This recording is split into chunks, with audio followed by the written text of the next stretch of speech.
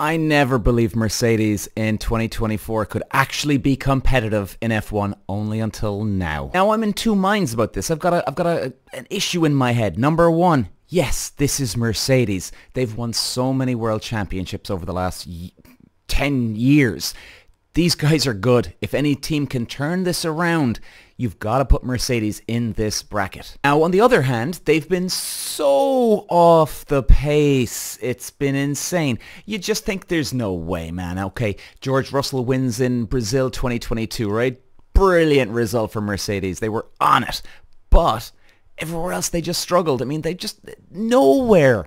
Now, what's going on with Mercedes? Okay, most of you all know they've won 5 world championships with Lewis Hamilton. They've won a world championship with Nico Rosberg. That's 6 world championships in the last decade.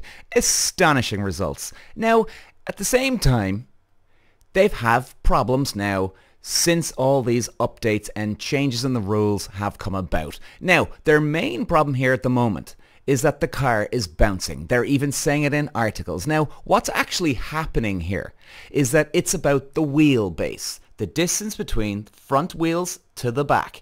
This causes balance or unbalance in the car. Therefore, they have to get the balance, I suppose you could say, evenly distributed with weight across the whole part of the car versus the engine. I mean, again, this is an art form that you learn in karting and racing cars all the way up to Formula 1.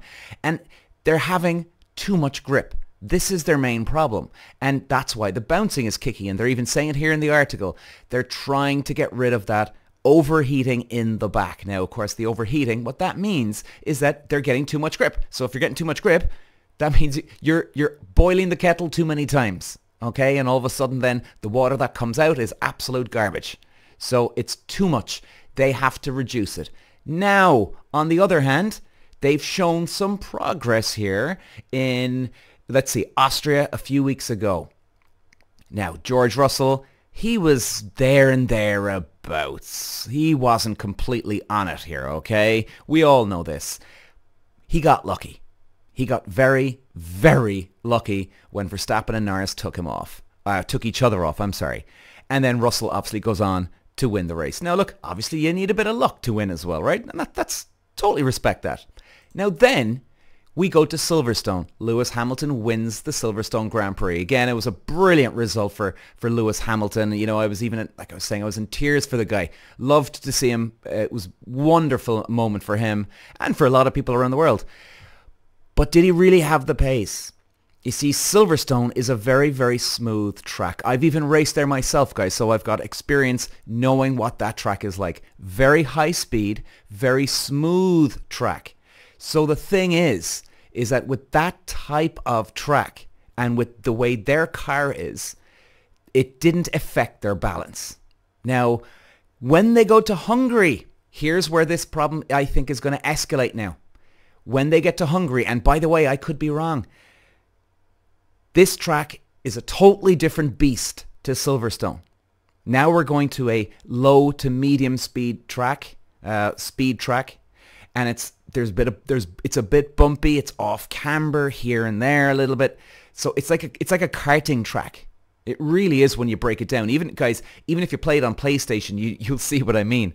And this is going to completely go the other way now. Now, if they can be fast here at Hungary this weekend, that's going to be a very good sign that they're improving. And guys, as well, not just that, they're bringing updates. They're even saying they're bringing 3 to 4 updates every race weekend. Now, we don't know how big or how small these updates are. They're obviously not going to tell us, and why would they? Totally respect that. It can be the smallest little things, but they haven't worked. They haven't worked. Now, maybe they haven't got quite lucky at, as we're saying, at Austria, and it was pure pace. Maybe their pace at Silverstone was pure pace. In other words, they've got a well-balanced car now. Now, we've put McLaren under the scrutiny here. Were they going to be quick at low, medium speed, and high speed tracks? They've ticked all the boxes. Bang. Now it's up for Mercedes. Can they tick all the boxes? Now they got to see, are they quick at slow speed tracks? I think they're going to have a lot of problems here at Hungary. and the car is going to be bumpy, bumpy, bumpy. Hopefully for you guys, any Mercedes fans out there, that I'm wrong. And they could be. They could have literally adjusted it, but it's just too hard to know yet. Now here's the interesting thing. If they are quick at Hungary, this is going to be an unbelievable turnaround, guys. It's going to be incredible. Kind of like McLaren, the way they came from the back end of the grid last year all the way up to the top. And then they've pretty much done the same thing here this year. If they can manage this, they're going to have drivers crawling all over them to sign up for them in the 2025 season. They're going to be one of the big contenders. Is it too late for the championship?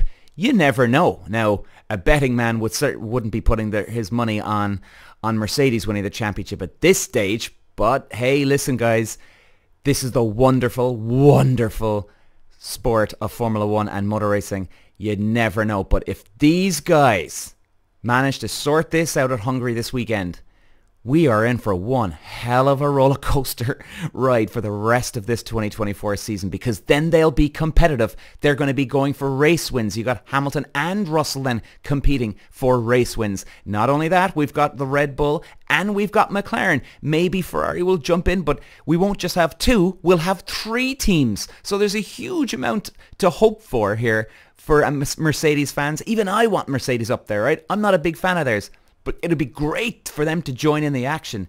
They're very, very close to being in there. And guys, let's hope they can get there. I just want to finish with this. And, you know, if we're all struggling in life, if Mercedes manage to pull this around, maybe they will. And I tell you, with McLaren and Mercedes, the way they've just grinded out, worked hard. It's just a classic example of never giving up.